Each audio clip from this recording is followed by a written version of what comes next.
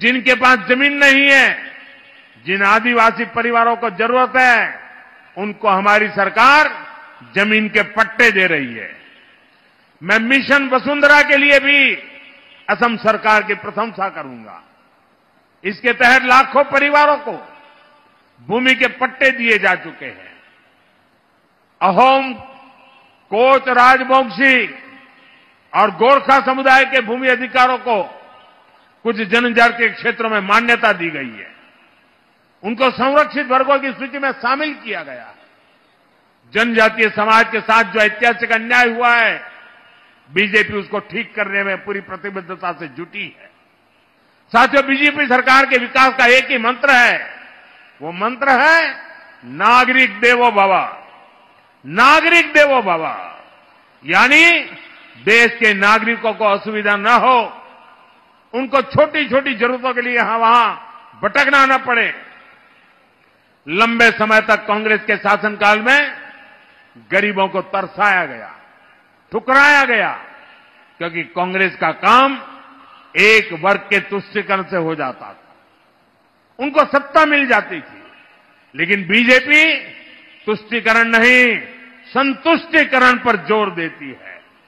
कोई भी गरीब, कोई भी इलाका पीछे न रहे, इस भाव से हम काम कर रहे हैं।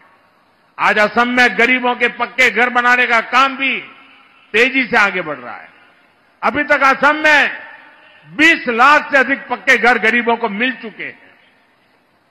घर घर नल से जल पहुंचाने का काम भी असम में तेज गति से चल रहा है। साथियों, भाजपा सरकार की गरीब कल्याण की योजनाओं का लाभ यहां चाय बागानों में काम करने वाले बड़े भाई और बहनों को भी हो रहा है। चाह श्रमिकों का हित हमारी प्राथमिकता है। सरकार द्वारा टी गार्डन में काम करने वाली महिलाओं और बच्चों को मदद दी जा रही है। महिलाओं के स्वास्थ्य, बच्चों की शिक्षा पर हमारा बहुत जोर है। यहां माता मृत्यु दर और शिशु मृत्यु दर को कम से कम करने के लिए भी सरकार योजनाएं चला रही है। कांग्रेस के समय में टी गार्डन वर्कर्स को टी कंपनियों के मैनेजमेंट के भरोसे छोड़ दिया गया था, लेकिन भाजपा सरकार उनके घरों में बिजली कनेक्शन की, घर में पानी की, उनके स्वास्थ्य की चिंता कर रही है। इन योजनाओं पर करोड़ों रुपए खर्च किए जा रहे हैं। साथियों, असम के विकास का नया दौर शुरू हो चुका है। असम ट्रेड और टूरिज्म का बड़ा सेंटर बनेगा। हम मिलकर विकसित असम बनाएंगे, विकसित भारत बनाएंगे।